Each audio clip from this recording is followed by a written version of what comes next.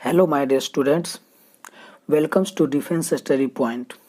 ठीक है, तो आज हम बात करने वाले हैं जीके एवं रीजनिंग के बारे में। ठीक है, जो कि air force, navy, SSC, NTPC group D के लिए बहुत ही इम्पोर्टेंट क्वेश्चन है। ठीक है, तो देखिए, सबसे पहले मैं बता दूं कि आज देखिए इसके फर्स्ट क्वेश्चन की बात हम करते हैं। ठीक है, देखिए फर्स्ट क्वेश्चन है कि शहीद दिवस कब मनाया जाता है। तो माय डियर स्टूडेंट्स, तो इसका आंसर दीजिएगा आप लोग। तो शहीद दिवस जो होता है 30 जनवरी को मनाया जाता है। तो इसका ऑप्शन नंबर ए सही है, 30 जनवरी को मनाया जाता है। इसी दिन नाथूराम गोडसे ने महात्मा गांधी जी को गोली मारा था। ठीक है, तो उन्हीं के पुण्यतिथि पर शहीद दिवस मनाया जाता है 30 जनवरी को। ठीक है, और उनका जन्म, महात्मा गांधी का जन्म कब हुआ था? 2 अक्टूबर को हुआ था। ठीक है, चलिए तो अब चलते हैं नेक्स्ट क्वेश्चन। नेक्स्ट क्वेश्चन देखिए, सेकंड क्वेश्चन है कि आर्य समाज की स्थापना किसने और कब की। तो देखिएगा इसका आंसर हो जाएगा option number D, Swami Dayanand ने आर्य समाज की स्थापना 1875 ईस्वी में मुंबई में किए थे। ठीक है, उसके बाद देखिए बात आती है राजा राम मोहन राय की। तो ऑप्शन में दिया हुआ है तो इनके बारे में भी जानते चले। तो राजा राम मोहन राय ब्रह्म समाज की स्थापना किए थे। ठीक है, ब्रह्म समाज की स्थापना किए थे। और उसके बाद देखिए, और इन्होंने ही सती प्रथा का भी विरोध किए थे। ठीक है, अब बात आती है स्वामी विवेकानंद के बारे में। तो स्वामी विवेकानंद रामकृष्ण मठ की भी स्थापना किए थे एवं 1893 में अमेरिका के शिकागो में विश्व धार्मिक सम्मेलन में भाग लिए थे। ठीक है, उसके बाद देखिए बात आती है मदन मोहन मालवीय की। तो मदन मोहन मालवीय ने 1915 ईस्वी में बीएचयू की स्थापना किए थे। ठीक है, 1915 में बीएचयू की स्थापना किए थे और यह हिंदू सभा के संस्थापक भी रह चुके हैं। ठीक है, उसके बाद देखिएगा कि महात्मा गांधी ने इन्हें महामना की उपाधि दिए थे। किस चीज की उपाधि दिए थे?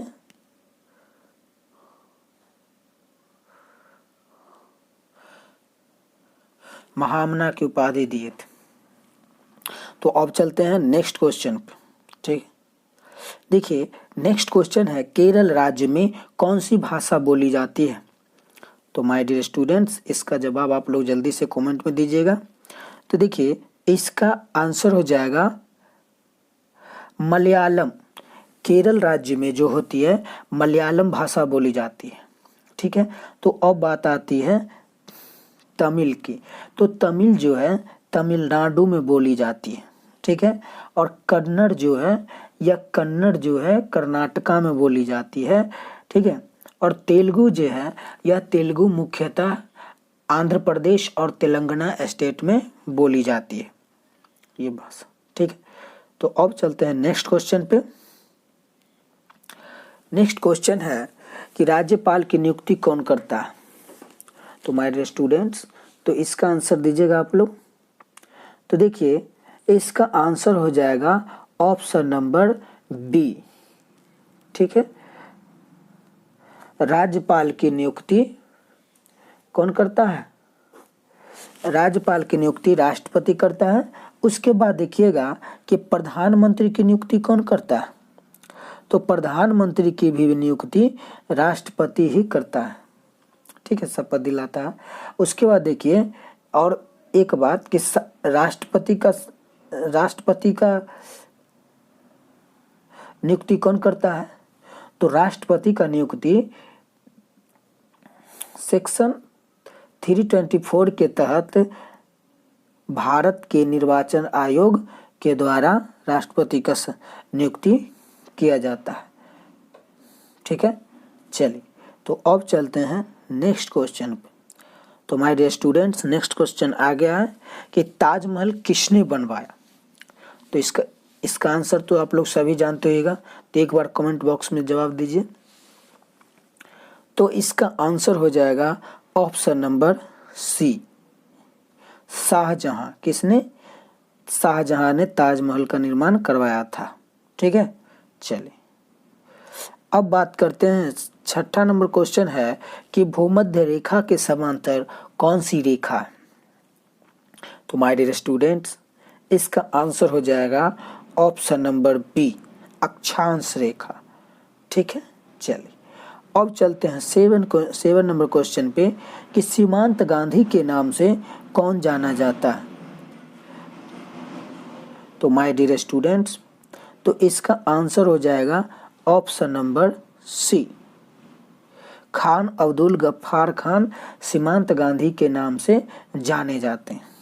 ठीक है, उसके बाद देखिएगा 8 नंबर क्वेश्चन का। देखिए नेक्स्ट क्वेश्चन है 8 नंबर कि भारत की कानून की सर्वोच्च संस्था कौन सी है? तो जल्दी से इसका आंसर दीजिएगा आप लोग। तो माय डियर स्टूडेंट्स, इसका आंसर हो जाएगा ऑप्शन नंबर बी, सर्वोच्च न्यायालय। ठीक है, सुप्रीम कोर्ट जिसको कहते हैं। उसके बाद देखिए नेक्स्ट क्वेश्चन है 9th नंबर, कहता है कि पेंटागन कहां पर स्थित है? तो इसका आंसर दीजिएगा आप लोग। तो प्रिय छात्र, इसका आंसर हो जाएगा ऑप्शन नंबर डी, वाशिंगटन। क्या हो जाएगा? वाशिंगटन। पेंटागन वाशिंगटन में स्थित है, जो कि अमेरिका की राजधानी है। ठीक है, कैपिटल। उसके बाद देखिए नेक्स्ट क्वेश्चन कहता है 10 नंबर कि भारत में प्रथम रेलगाड़ी मुंबई से कहां के लिए चली थी? तो माय डियर स्टूडेंट्स, तो इसका आंसर हो जाएगा ऑप्शन नंबर बी, मुंबई से थाने के लिए चली थी। ठीक है, उसके बाद देखिए नेक्स्ट क्वेश्चन है कि भारत का प्रथम उपग्रह कौन सा है? तो जल्दी से इसका आंसर दीजिएगा आप लोग। तो माय डियर स्टूडेंट्स, इसका आंसर हो जाएगा option number A, Aryabhata Bharat का प्रथम उपग्रह है, जो कि कब लॉन्च किया गया था?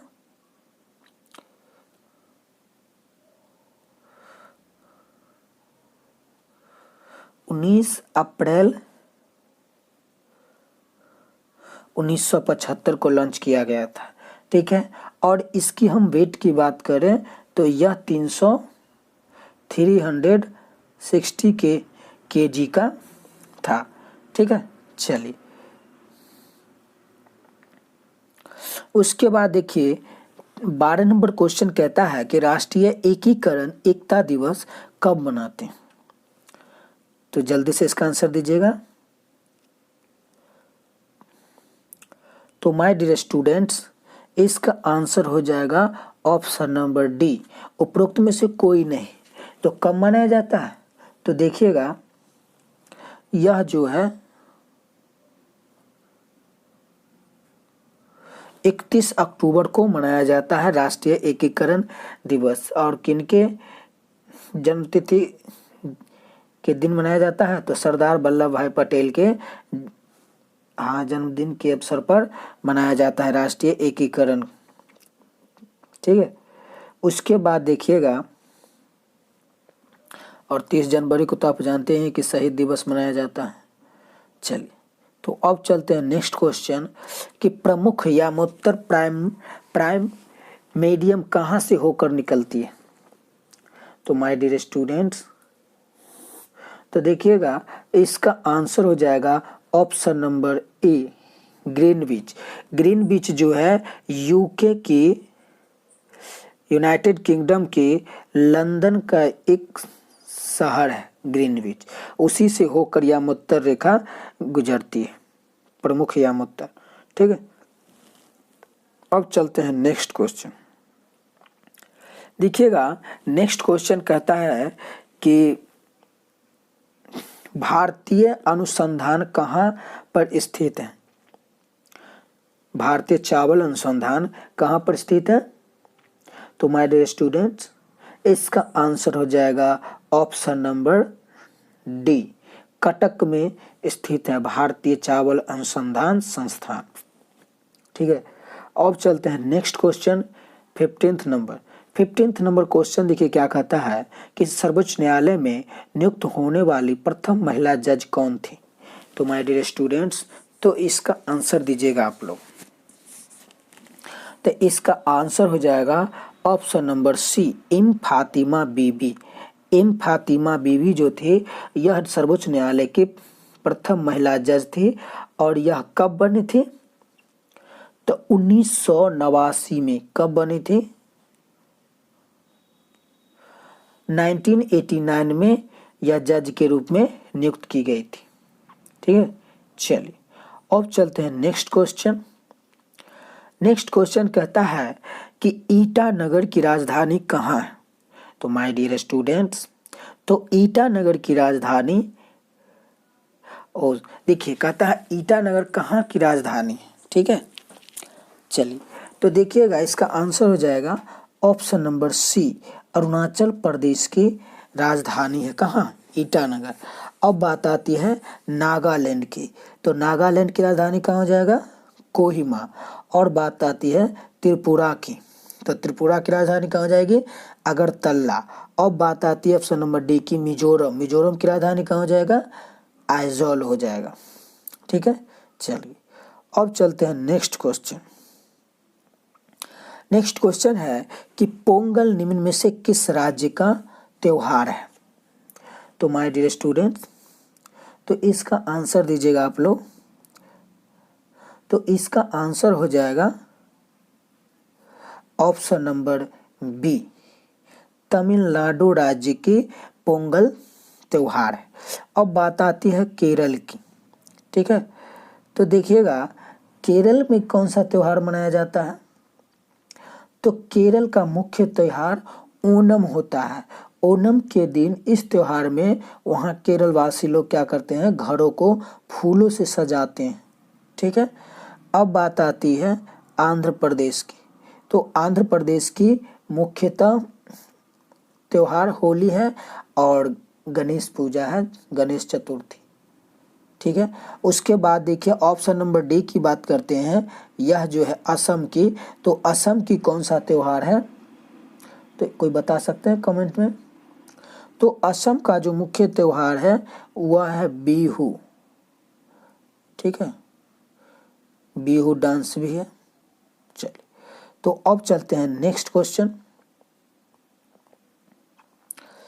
तो कृपया इस चैनल पर जो नए हैं वो कृपया इस चैनल को सब्सक्राइब करें। ठीक है, चलिए देखिए 18 नंबर क्वेश्चन है कि भारत व चीन के बीच की रेखा को क्या कहते हैं। तो देखिएगा इसका आंसर हो जाएगा option number B, McMahon line. McMahon line को भारत व चीन के बीच की रेखा कहते हैं, जिसकी लंबाई 890 किलोमीटर है। ठीक है, उसके बाद देखिएगा डूरंड लाइन जो है यह किसके बीच है, तो डूरंड लाइन जो है वो अफगानिस्तान एवं पाकिस्तान के बीच की रेखा है। ठीक है, और देखिएगा कि डूरंड लाइन की जो रेखा, डूरंड लाइन की जो लंबाई है जो कि पाकिस्तान और अफगानिस्तान के बीच की लाइन है, तो इसकी जो लंबाई हो गई डूरंड लाइन की यह 2430 किलोमीटर लंबी है। उसके बाद देखिए चीन, अगर ग्रेट वॉल ऑफ चाइना आ गया तो इसकी बात भी हम कर लेते हैं। चीन की दीवार, तो चीन की दीवार चाइना में पड़ता है, जो कि अपनी सेफ्टी सुरक्षा के लिए, प्रोटेक्शन के लिए लगाया हुआ है। दीवार है, बहुत पुरानी है, 4वीं शताब्दी की।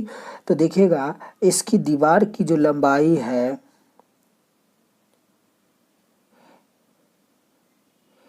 21,196 किलोमीटर है। ठीक है, चलिए तो अब चलते हैं नेक्स्ट क्वेश्चन। तो नेक्स्ट क्वेश्चन देखिए क्या कहता है कि विश्व में सबसे बड़ा मरुस्थल है। तो जल्दी से इसका आंसर दीजिएगा। तो माय डियर स्टूडेंट्स, इसका आंसर हो जाएगा ऑप्शन नंबर ए। ठीक है, सहारा जो है यह वर्ल्ड लार्जेस्ट रेगिस्तान है, थार है। ठीक है, थार ये अलग है लेकिन रेगिस्तान देखिएगा। तो यह जो सहारा जो है यह अफ्रीका महादेश में पड़ता है और इसकी बात हम करते हैं कि कितना इसका क्षेत्रफल है सहारा का। तो देखिएगा इसका क्षेत्रफल जो है 92 लाख किलोमीटर स्क्वायर में फैली हुई है, ठीक है, सहारा। और देखिए अब बात करते हैं थार की। तो थार जो है यह हमारे भारत देश में राजस्थान राज्य में पड़ता है, ठीक है। तो इसका भी क्षेत्रफल जो है 2,59,000 किलोमीटर स्क्वायर है।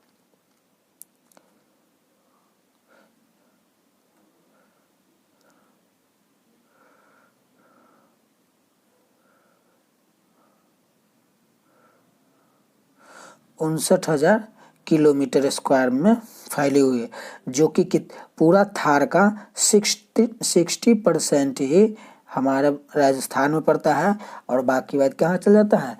तो यह कुछ भाग हरियाणा, पंजाब, गुजरात और पाकिस्तान के सिंध में पड़ जाता है, ठीक है। तो 60% भाग ही इंडिया में पड़ता है। चलिए अब चलते हैं नेक्स्ट क्वेश्चन और जनरल नॉलेज की लास्ट क्वेश्चन, ठीक है। इसके बाद रीजनिंग हो जाएगी। देखिए कहता है कि अर्जुन पुरस्कार निम्न में से किसको दिया जाता है। तो इसका आंसर दीजिएगा। तो अर्जुन पुरस्कार जो है यह खिलाड़ी को मिलता है, प्लेयर को, ठीक है। और खेल के कोच को द्रोणाचार्य पुरस्कार मिलता है, ठीक है। और कुश्ती जो है, कुश्ती में भी लोगों को खिलाड़ी, कुश्ती के खिलाड़ी जो होते हैं उसको भी अर्जुन पुरस्कार ही दिया जाता है, ठीक है। उसके बाद देखिए लेखक जो होता है तो इसको साहित्य अकादमी पुरस्कार दिया जाता है लिटरेचर के क्षेत्र। तो अब नेक्स्ट क्वेश्चन देखिए अब क्या कहता है। अब देखिए कि प्रश्न संख्या क्वेश्चन नंबर 21 to 22 तक निर्देश दिया गया है कि दिए गए विकल्पों में से शब्द, अक्षर या संख्या को चुनिए जो सबसे अलग हो। तो चलिए देखते हैं कैसा क्वेश्चन है। तो देखिएगा कहता है कि गणित जैसे तर्क पर स्थित है, प्रोपोर्शनल है, तो रेशियो, तो प्रोपोर्शनल, तो साइंस किससे होगा। तो साइंस जो होगा फैक्ट से रिलेटेड होता है, तथ्य से रिलेटेड होता है, ठीक है। चलिए अब चलते हैं नेक्स्ट क्वेश्चन। नेक्स्ट क्वेश्चन है कि पंखा पंख से रिलेटेड है तो पहिया किससे रिलेटेड होगा। तो माय डियर स्टूडेंट्स इसका आंसर हो जाएगा आरे। आरे कहते हैं जैसे इस तरह की पहिया होती है, ठीक है, और इस तरह की जो इसमें लगी होती है रिंग, जिसको हम स्पोक कहते हैं, साइकिल में जो रहती है, ठीक है। तो इस तरह को ही हम क्या कहते हैं, आरे कहते हैं। चलिए इसी पर चलता है। तो अब चलते हैं नेक्स्ट क्वेश्चन। ये आकृति से रिलेटेड क्वेश्चन है। देखिए कहता है कि कौन सी उत्तर आकृति प्रश्न आकृति के प्रारूप को पूरा करेगी। तो देखिएगा, तो इसका आंसर आप लोग दीजिए। तो देखिए क्या करेंगे कि हम, एक मिनट, तो देखिए इसको हम क्या करेंगे, इस तरह को इसको ऐसे मिला देंगे, फिर इसको ऐसे मिला देंगे, ठीक है। और इसको देखिए यहाँ पर नीचे जो है इस तरह की ऐसे लगा देंगे। तो इस तरह की मैच हमारे फिगर में किस में करता है, तो ऑप्शन नंबर डी में करता है, ठीक है। चलिए तो अब चलते हैं नेक्स्ट क्वेश्चन। नेक्स्ट क्वेश्चन देखिए कहता है कि यदि गुना का अर्थ भाग है, भाग का अर्थ जोड़ है, प्लस, और प्लस का अर्थ माइनस है, और माइनस का अर्थ मल्टीपल है, तो 30 + 20 -5 × 7 डिवीज़न 3 × 25। तो इसको हम क्या कर सकते हैं। तो देखिए तो इसको हम डायरेक्ट लिखते हैं। तो तो इसको हम क्या करेंगे 30 लिखेंगे। और देखिए प्लस का अर्थ दिया हुआ है माइनस, तो -20 लिखेंगे।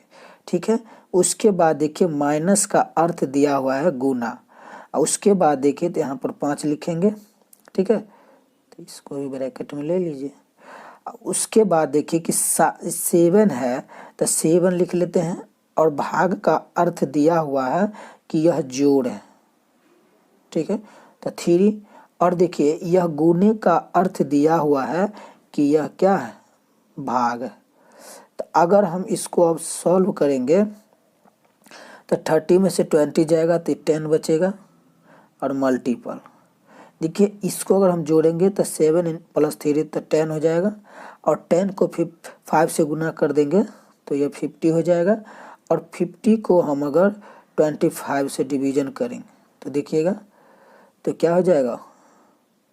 तो इसका हम सॉल्यूशन ऊपर करते हैं, देखिए तो ये हो जाएगा 10 × और 50 को हम 25 से डिवाइड करेंगे तो 2 आ जाएगा, तो दोनों को मल्टीपल कर देंगे तो आंसर कितना हो जाएगा 20 आंसर हो जाएगा, जो कि ऑप्शन नंबर ए में दिया हुआ है। ठीक है, चलिए अब लास्ट क्वेश्चन देखिए क्या कहता है। कहता है कि यदि कागज को एक विशिष्ट विधि से मोड़कर छेद किया जाए तो खोलने पर वह कागज नीचे दी गई आकृति जैसा दिखाई देता है। तो दी गई आकृति उत्तर आकृति में देखकर बताएं कि कागज को किस प्रकार मोड़ा और छेद किया गया था। ठीक है, तो आप लोग देख लीजिए, इस तरह का फिगर है। चलिए तो देखिएगा, 1 मिनट इसको यहीं पर समझाते हैं। देखिए ये कागज है, तो मान के चलिए इसको जो है ऐसे, तो अगर डायरेक्ट आप इसको इस तरफ फोल्ड कीजिएगा तो इस पर आ जाएगा। ठीक है, तो ये जो है ये 4 गो जो होल है तो इस पर आएगा, तो ये और ये हो जाएगा। और फिर इसको जो है हम क्या करेंगे नीचे की तरफ फोल्ड कर देंगे, तो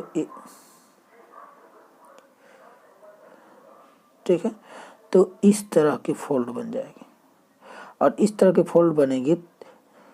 ऊपर में 2 है और नीचे में 2 है। ठीक है, तो देखिएगा अगर हम फिर इसको अगर हम नीचे की तरफ फोल्ड कर देंगे तो बस मेरे पास सिर्फ एक इस बचेगा और एक ऐसा बचेगा। ठीक है, तो मेरा आंसर हो जाएगा ऑप्शन नंबर ए। ठीक है, तो इसी के साथ हमारा वीडियो समाप्त होता है। तो कमेंट बॉक्स में बताइए कि कैसा वीडियो था और आपका 25 में से कितना करेक्ट हुआ। ठीक है, तो चलिए मिलते हैं नेक्स्ट वीडियो में। Thank you, bye bye.